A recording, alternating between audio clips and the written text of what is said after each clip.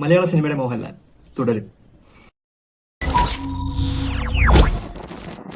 തുടരും സിനിമയെ പറ്റി പറയുകയാണെങ്കിൽ തുടക്കം മുതൽ, അതായത് മോഹൻലാലിന്റെ ടൈറ്റിൽ എഴുതി കാണിക്കുന്നതോടെ തൊട്ട് പറയണം. കാരണം മോഹൻലാലിന്റെ കരിയറിൽ തന്നെ അതിൽ ഏറ്റവും ബെസ്റ്റ് ടൈറ്റിൽ ആണെന്ന് ഞാനിത് പറയും. ആ ഒരു എഴുതി കാണിക്കുന്ന ജസ്റ്റ് ഒരു സെക്കൻഡ് എന്തേ ഉള്ളൂ, പക്ഷെ അത് വന്നു പോകുന്ന ഒരു ഇമ്പാക്ട് തിയേറ്ററിൽ ഉണ്ടാക്കിയത് ഭയങ്കര വലുതായിരുന്നു. പിന്നീട് ഫസ്റ്റ് ഹാഫ് നോക്കുകയാണെങ്കിൽ ഫസ്റ്റ് ഹാഫിന്റെ ഹാഫ് വരേക്കും അതൊരു ഫാമിലി അല്ലെങ്കിൽ മോഹൻലാലിന്റെ പഴയ കളിയും ചിരിയും പോലുള്ള ആ ഒരു റോളും ആ ഒരു കഥാസന്ദർഭങ്ങളും കാര്യങ്ങളൊക്കെ ആയിട്ടാണ് പോകുന്നത്.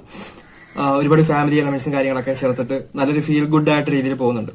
അത് കഴിഞ്ഞൊരു പോയിന്റ് തൊട്ടേക്ക് നമുക്ക് ആ മൂവിയിൽ ഒരു ടെൻഷൻ ഉണ്ടായിക്കൊണ്ടിരിക്കുകയാണ്. അതായത് ഒരു ഇൻസിഡന്റ് ഉണ്ടാവുകയും അതിനെ ആസ്പദമായിട്ട് നമുക്ക് തന്നെ അതൊരു നല്ലൊരു ത്രില്ലിംഗ് എക്സ്പീരിയൻസ് ആണ് തന്നുകൊണ്ടിരിക്കുന്നത്. ഒരു ഇന്റർവെല്ലിൽ വരെ അത് അങ്ങനെയാണ് പോയിക്കൊണ്ടിരിക്കുന്നത്.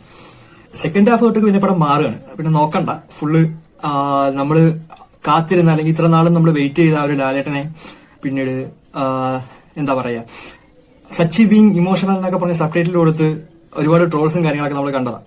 കാരണം ഒരു സിനിമയ്ക്ക് വേണ്ടിയിട്ട് പുള്ളിയുടെ തന്നെ മേക്ക് ഓവർ ചെയ്തിട്ട് ഒരുപാട് പണി കിട്ടിയിട്ട് പുള്ളിയുടെ എക്സ്പ്രഷൻസും കാര്യങ്ങളെല്ലാം നഷ്ടപ്പെട്ടു പോയിട്ടുണ്ടായിരുന്നു. നമുക്ക് കാണുമ്പോഴായാലും എല്ലാം ഒന്നും അങ്ങോട്ടൊരു കണക്ട് ആവാത്ത രീതിയും ഒക്കെ ആയിരുന്നു ഇതുവരെയും നമ്മൾ കണ്ടുകൊണ്ടിരുന്നത്. എന്നാൽ അതൊക്കെ മാറിയിട്ടുണ്ട്. മറ്റേ ഇതിലൊരു ഡയലോഗുണ്ട്, നിന്റെ കൂട്ടുകാരോട് പോയി പറഞ്ഞേക്ക് ഒറ്റ ഞാൻ കാടിറങ്ങിയിട്ടുണ്ടെന്ന്. അതുപോലെ തന്നെയാണ് മോഹൻലാലിന്റെ കംബാക്ക് എന്ന് പറയുന്നത്. ഈ ഒരു സിനിമ അത് അടിവരെ ഇട്ട് പറഞ്ഞുകൊണ്ടിരിക്കുകയാണ്. കാരണം ഇപ്പോൾ തന്നെ നമുക്കറിയാം ഒരുപാട് ബുക്കിംഗ്സും കാര്യങ്ങളൊക്കെ ആയിട്ട് കൊച്ചുകുട്ടികൾ മുതൽ മുതിർന്ന, അതായത് നമ്മൾ പുലിമുരുകൻ സമയത്ത് കണ്ടിട്ടുള്ള രീതിയിലാണ് ഇപ്പോഴും ആളുകൾ കയറിക്കൊണ്ടിരിക്കുന്നത്.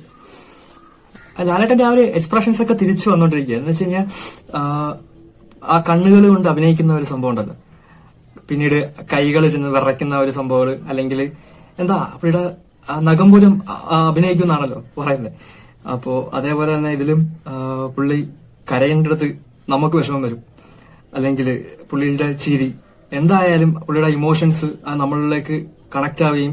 ഇപ്പൊ ഞാൻ ലാസ്റ്റ് ഇറങ്ങിയ മോഹൻലാൽ സിനിമയിൽ വന്നിട്ട് ഞാൻ റിവ്യൂ പറഞ്ഞിട്ടുണ്ടായിരുന്നു, എനിക്കത് അങ്ങോട്ട് സാറ്റിസ്ഫൈഡ് ആയിട്ടില്ല എന്നുള്ളത്. പക്ഷേ ഇത് സാറ്റിസ്ഫൈഡ് എന്നൊക്കെ പറഞ്ഞു കഴിഞ്ഞാൽ അവിടെ ഇരുന്നിട്ട് നമ്മൾ കരയണോ ചിരിക്കണോ എന്താണെന്നുള്ള അവസ്ഥയായിരുന്നു. എന്ന് വെച്ച് കഴിഞ്ഞാൽ നമുക്ക് ആ ഒരു പഴയ ലാലേട്ടനെ തിരികെ സ്ക്രീനിൽ കണ്ടപ്പോൾ കിട്ടുന്ന ഒരു സന്തോഷം ഉണ്ടല്ലോ, അത് വെച്ചിട്ട് സിനിമയുടെ ഇമോഷണൽ അത് വെച്ചിട്ടല്ല, നമുക്ക് പുള്ളിയുടെ പഴയ ഒരു അഭിനയവും നമുക്ക് നഷ്ടപ്പെട്ടു പോയ ഒരു മോഹൻലാലിനെ തിരിച്ച് കിട്ടിയെന്ന് പറയുമ്പോൾ, അപ്പോൾ അങ്ങനെ പറയുമ്പോൾ നമുക്ക് ഇതിന്റെ ഡയറക്ടർ തരുൺ മൂർത്തിയെ പറയണം. മോഹൻലാൽ ഒരു വലിയ നടനാണ്, എന്നാൽ അതിന്റെ മുകളിൽ നിൽക്കുകയാണ് ഈ തരുൺ മൂർത്തി എന്ന് ഞാൻ വേണേൽ പറയും. കാരണം ഒരു ഇപ്പൊ ഇതിന്റെ ട്രെയിലറും കാര്യങ്ങളൊക്കെ വന്നപ്പോഴത്തേക്കും ഒരുപാട് പോസ്റ്റുകളൊക്കെ ഇൻസ്റ്റയിലൊക്കെ സോഷ്യൽ മീഡിയയിലെല്ലാം വന്നിട്ടുണ്ടായിരുന്നു. ഇതൊരു വലിയ സിനിമയാണ്, അല്ലെങ്കിൽ അങ്ങനെയാണ് ഇങ്ങനെയാണെന്നുള്ള രീതിയിൽ. അപ്പൊ അതിന്റെ എല്ലാ കമന്റ്സിൽ വന്നിട്ട് ഇതൊരു കൊച്ചു സിനിമയാണ്, ഫീൽ ഗുഡ് മൂവിയാണെന്നൊക്കെയാണ് പുള്ളിക്കാരൻ വന്ന് റിപ്ലൈ ചെയ്യുന്നത്. എല്ലാ ഇന്റർവ്യൂവിലും അങ്ങനെ തന്നെയാണ് പറഞ്ഞു വെച്ചിരുന്നത്. എന്നാൽ സിനിമ ഇറങ്ങി കഴിഞ്ഞപ്പോഴാണ് നമുക്ക് അതിന്റേതായ ഒരു ട്വിസ്റ്റ് മനസ്സിലായത്. അപ്പൊ അതുപോലെയാണ് പുള്ളി അഭിനയിച്ച് നടന്നത് ഇത്രയും നാൾ. അപ്പൊ പുള്ളിക്കൊരു ബിഗ് സല്യൂട്ട് തന്നെയാണ്. കാരണം നമ്മുടെ പഴയ ലാലേട്ടനെ നമുക്ക് തിരിച്ചു തന്നത് ഒരു ഫാൻ ബോയ് സംഭവമാണ് പുള്ളി ചെയ്തത്. അത് നമ്മുടെ മനസ്സറിഞ്ഞ് നമുക്ക് വേണ്ടിയിട്ട് ചെയ്തു തന്ന പോലെയുണ്ട്. അതേപോലെ തന്നെ ജേക്സ് ബിജോയ്, പുള്ളിയുടെ മ്യൂസിക് ഡിപ്പാർട്ട്മെന്റ് അടിപൊളിയാണ്.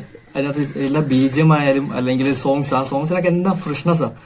ആ തുടക്കത്തിലുള്ള സോങ്ങുകളും എല്ലാം ജേക്സ് ബിജോയ് പുള്ളിക്കാരൻ സൈഡ് ഓക്കെയാണ്.